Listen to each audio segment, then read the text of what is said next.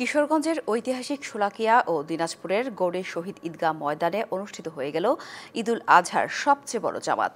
মুসল্লিদের নিরাপত্তা নিশ্চিতে ছিল আইন শৃঙ্খলা রক্ষা বাহিনী। নামাজ শেষে ত্যাগের মহিমায় ও ধর্মীয় মূল্যবোধে স্রষ্টার কাছে প্রার্থনার কণ্ঠে ওঠে কৃতজ্ঞতার সুর। কিশোরগঞ্জের ঐতিহাসিক শোলাকিয়া ঈদগাহ ময়দানে এবারও অনুষ্ঠিত হচ্ছে ঈদুল আজহার বড় জামাত। সকাল ৯টায় অনুষ্ঠিত ঈদের জামাতে ইমামতি করেন মুফতি আবুল খায়ের মোহাম্মদ সাইফুল্লাহ।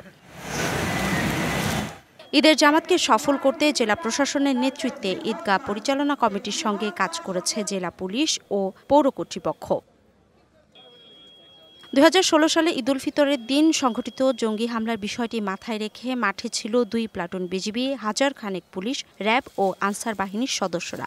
পাশাপাশি মাঠে সাদা পোশাকে নজরদারিতে ছিল গোয়েন্দা বাহিনী। সানবিট সব দিবে সামাল। সানবিট ম্যাজিক প্রেস ডিশওয়াশিং এর মাথা ঘোরানো সলিউশন।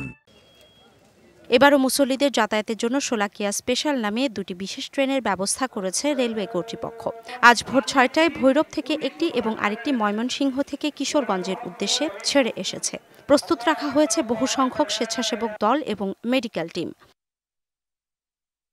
এদিকে দিনাজপুরের গৌড়ে শহীদ ঈদগাহ ময়দানে এবার মুসল্লির উপস্থিতি ছিল গেলবারের তুলনায় কম। সকাল ৮:৩০টায় ঈদের জামাতের ইমামতি করেন মাওলানা মাহফুজুর রহমান। এরপর থেকে কুরবানির গুরুত্ব ও করণীয় সম্পর্কে চলে আলেমদের বয়ান। পশু কোরবানির বিষয়টি মাথায় রেখে শহরের বিভিন্ন ঈদগাহ মাঠ এবং শিক্ষা প্রতিষ্ঠানের মাঠে সকাল ৭:৩০টা থেকে ৮টার মধ্যে নামাজের ব্যবস্থা করার কারণে এবার গৌড়ে শহীদ ময়দানে লোকসমাগম কম ছিল বলে মনে করেন আয়োজকরা। অর্ঘ্যমিত্রা তরফদার, ডিবিসি নিউজ ডেস্ক।